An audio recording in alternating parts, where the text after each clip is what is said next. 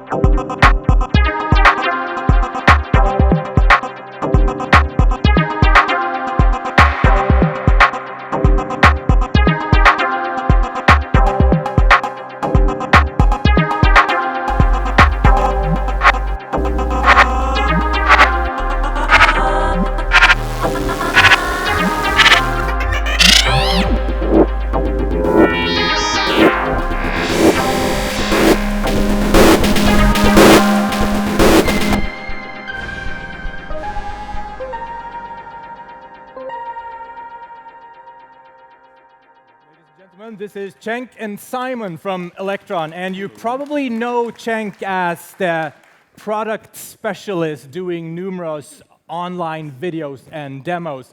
And when I asked Cenk about, well, your day job, we all have a perceived image of that might be, you actually said twisting knobs, pushing buttons, and admiring these machines. And he added like a tiny blushing, humble smiley, which I think goes to testament for like the love and appreciation you really feel for these machines, right? That's totally right, yeah. I mean, that's what our daily job is actually all about, testing and coming up and using these machines. Yeah. And also, not to mention whining also, you know, dealing with other things. You shouldn't let them know about the whining. No, but it's important because it's just not all happy stuff. You know, we have to deal with a lot of hard work. But I have to say that I'm really proud of what this team actually is putting out. It's really, really great to work with these guys. And in the last email I received of you, in your email signature, it actually said head of Berlin studio. So does that mean in addition to Gothenburg, Los Angeles, Tokyo, you're adding a Berlin ELEKTRON headquarters? Not a Berlin headquarters. No, but a Berlin affiliate. Yeah, affiliate, or you know, extension of the brand. And you'll be head of it? Yes. What does that mean? What will you be working on? More knob twiddling? Just being responsible, basically. You know, if it fails, I'm the man. Yeah. But our intention is to create a nice social circle, a social hub for ELEKTRON gear, and meet the artists, do live streaming from there, and private events, and basically be a part of the music community in Berlin. All right, so ELEKTRON in Berlin, right? Yep. On the others, yes! Woo! This is Simon. You might have seen his work doing borderline pixel art for the user interface for the latest ELEKTRON machines. Yes. Yes, brilliant stuff. Thank you. Down to the pixel pushing, right? Yes, yeah. If you, like me, have been following him on Instagram, you might have seen his esoteric explorations of frequency modulation through Cycling 74 Max MSP, which turned out to be the prototype work for the pretty Digitone. cheeky. Yeah. Well, yeah, I did put up a lot of FM stuff on Instagram with like Max. Little did everyone know it was all work for the Digitone. Yeah. Yeah. Yeah, and your business card, if you have one, actually says product designer. But I would like, if I can label you, I'd like to label you FM virtuoso. I'm fine with that. Yeah, Yes. you're fine with that. Because I visited the ELEKTRON headquarters in December, I think, and I got to see a really early prototype of the Digitone with what must have been like firmware 0.000001, and a firmware that not even Cenk could get a decent sound out of. But then Simon hooked up the machine to his desktop office space and made like the whole office dance in admiration and awe, right? And that was pretty funny.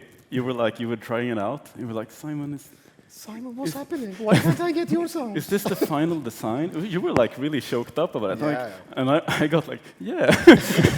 Turned out Cenk didn't realize you had to actually turn off the modulation. It was hidden. But, I mean, at the time, I just want to, defend myself against these accusations that I hear. I mean, the interface was very early. It was before. Well, it was only knobs, Yeah. and it wasn't. All right, your well-mannered bantering aside. Yeah. But Simon, do you have any, apart from the Digitone, do you have any favorite FM synth engines? Yes, I Which think one? Tell us about Ableton's operator is very good. Yeah. It scales away some of the more modular-ish stuff. Like, not modular, but like the multi-stage envelopes are kind of cumbersome. And So did that in any way inspire you to the Digitone engine? yeah, for sure, yeah. I mean, I've used operator as sort of my tool for like sound. A lot of the Digitact drum sounds that it comes shipped with is just operator patches. No one would know. But yeah, now they sure. know. But then and OPL3, Sound Blaster 16 chip is good. Been inspiring. With Awesome. So today you will actually get to dictate these two Digi virtuosos in some sort of, well, I'm imagining a battle of sorts, where in the blue corner we have, but probably more will be like a mighty social-friendly jam. Are you up for that? You have to be, because this Not is a what friendly one. No. no. Oh, so we're pushing the battle thing. Yeah. Excellent. Yeah. My name is Carl Mikael, and I run a YouTube channel that crank does, it up the BPM, well, mildly make it entertaining very and nasty, I educational guess. stuff. But to get you started, we need some help from the audience. So clean your slates, factory reset. Oh, okay. Factory reset. Please no. So with the help of you guys, how would you, with one word, describe Superbooth this far? Super, with 2 O's. Anything else? Nerdy, super, awesome, noisy. Just shout when you have anything you can work with. Modular, electronic. Yeah. Who took electronic? No? No, I mean, sure. Sure, okay, just, yeah, it's electronic, but I don't want to work with it. Humid. Humid, that's such a... Humid is pretty good. That's a tough task. So you want to do it? Like a humid Digitect? Do we want him to do the humid beat? What did I get myself into? I don't know. Yeah. Yeah, Humid, you let's got to try work that. with humid. And for Simon? Nerdy. Okay. It's like okay. that. So we're going to see a battle beat combining the humid, nerdy. Give me a BPM. 148. 148. That's a good tempo. Humid, nerdy. Is So- it humid? Humid, as in Okay. moist. Okay, I thought it was human. So, Human. Okay, It's but not fine. at all But human. It's Yeah, even yeah. better. Yeah, it's Yeah. fine. Yeah. Like humid. Yeah. Okay, Cenk, I'll start with you. Yeah, let's start. Yeah. So what's your usual starting point? Definitely not this sound, because Simon wouldn't be happy with that. But let's pick another one here. But when I say clean slate, basically, this is your own machine, so you obviously have your own sample bank in it. Yes, Yeah. I have. Yeah. Cheater. Yeah. I mean, let's say I've already got my samples in here, and there's no sequence playing, and everything is set to like 16 steps on every track. That's the way that I would like to start. And I mean, the Digitact is an 8-track sampler, so I can load up any sounds into any of these tracks and sequence it. And I should mention, well, those of you who have been working with the Electron sequencers or the Electron instruments, you know that they all combine sampling sequences with extensive modulation, performance control, sequencing over time, and parameter lock. So when we're talking about sound design today, it will really be like sequence patch design. Yeah. I mean, that's actually very much reflects to how Electron machines work. Yeah. The sequencer is very much tied up to the sound design, which is, for me, is a revelation. I really like that. But let's get to the music making. Let's get to it. So we press play on Simon's Digitone, because he's the master. And we were just to get you a clock. Yeah, exactly. So we were looking for humid, right? So let's see. We start with this tom sound. I want to pitch it up, and add a lot of reverb and delay. So it's kind of like a wet, humid type of place that I can imagine. Good. And then let's try that. And let's put some kicks in, because it's a drum machine. You need to feel those kicks, right? Can you feel the kicks? Yeah. And then, let's put a snare here. Actually, let's put a snare here instead. And we could put some hi-hats here as well, maybe.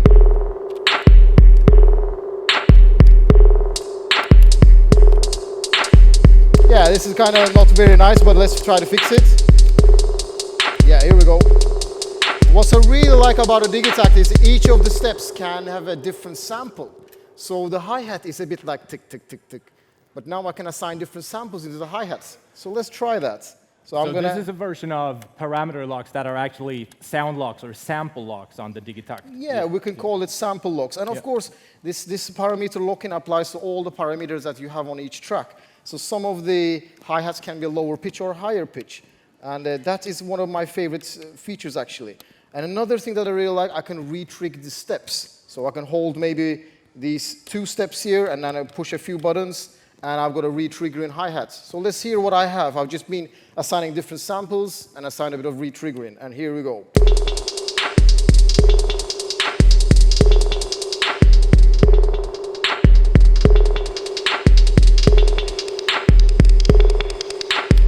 And now, another thing that I really like is the trig conditions. Now, you're hearing the kicks. The kicks are always repeating. Every beat is like a 16-step 1-bar loop. But with the trig conditions, I can apply percentage or probability to the steps, or I can assign various other methods to make a bit more sense in the beats and make it a bit more human, I feel. So even though you're in a 16-step pattern still, yes, that could evolve over more bars than that. Yes, that's right. Okay. Yes. We'll leave you to it for a little bit, Cenk, and we'll see. What would be your starting point for nerdy, Simon? Well, I guess some kind of 8-bit sounds. 8-bit sounds, that's a definition of nerdy. nerdy. Well, we have let's just stop the sequencer, turn that down. Well, I have just a sine wave, but FM can do anything, so let's crank up the modulating oscillator to ratio of 2, because that will kind of approximate a square wave. I'm doing this nerdy too, so got it all covered. So turn off the modulation, we kind of have a very soft square. But if we turn up the feedback, you will get a sharper sound on the modulating oscillator, creating much richer timbre. And we just do. So as of now, you're using 2 operators for your sound? Yes. Of a possible 4? Yeah. Yeah. And I guess, Arpeggiator. Oh, that's actually... So we're having some gaming connotations as far as nerdy goes. What? Yeah, I mean, you can do a lot of nice... But the Arpeggiator, that was really, really, really quick to simulate like the wavetable tracking of like the chips and stuff. Oh, here we go. Yeah. And then, of course, you can like detune it a little bit. Oh, sorry, that's wrong.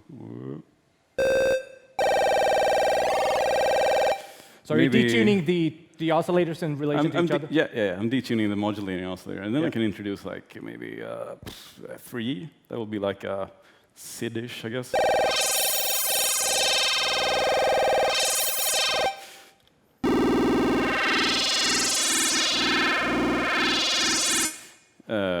Sure. So could you get a sequence running out of that that could battle Cenk to death? Yeah, for sure. Maybe not to death. But. Do you want to hear my wonderful beat? No, well, yeah. Oh, yeah.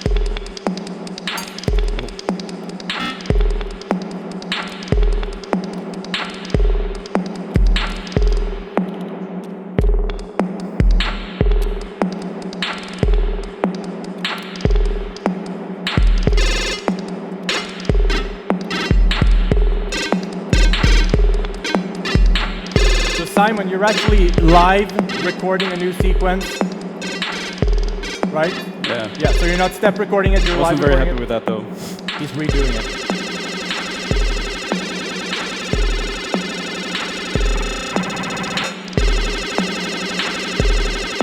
So, okay, excellent.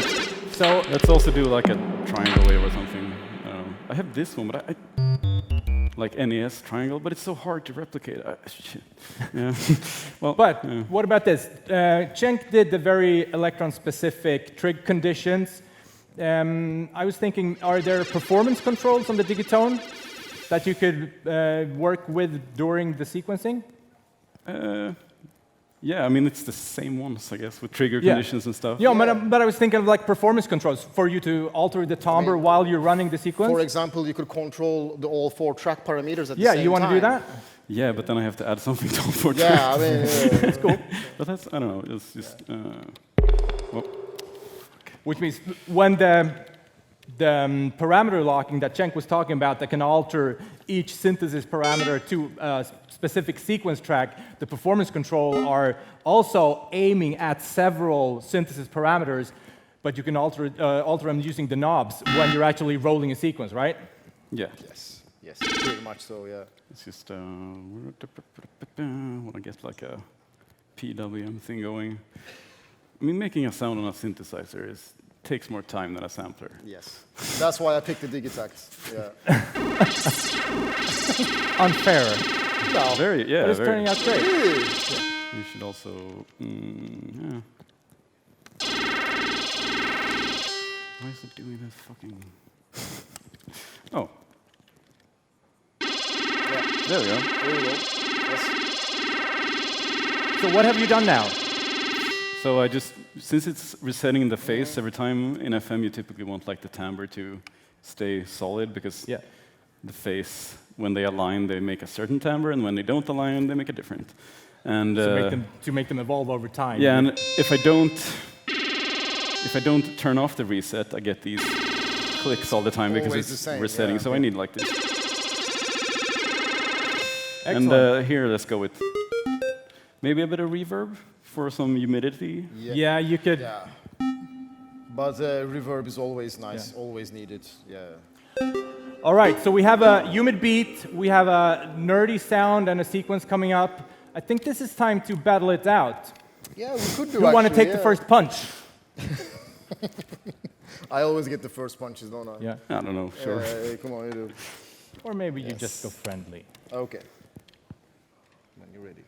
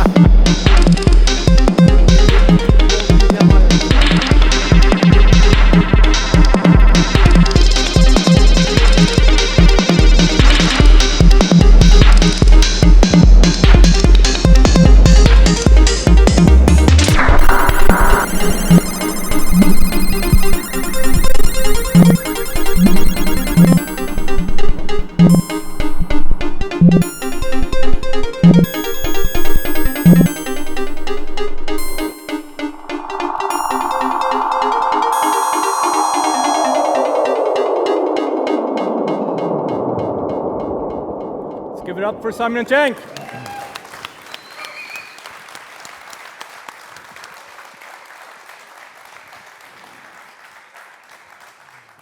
Thanks for stopping by. If you want these guys to develop their thoughts on sound design even more, you should step by the Elektron booth at W110, just past the swimming pool and the hair dryers, all the way in the last corner. Well, what about They the have- t-shirts? what about the Oh, t-shirts? look, we have a bunch of t-shirts here. What should we do with the t-shirt? Wait, well, you know, Oh, God, for people. Now! we need a Do you game. want us to give us a description of Superbooth? We need a game for this. T-shirts, yay! We need a game, a good game for this. A good game. Yeah. What's the? For me! Who can make the best 303 impersonation? Who wants a machine drum shirt? Yeah. What? Large. Let's first. We have a large. Who can make the best 303 imitation? Oh, the best 303 imitation.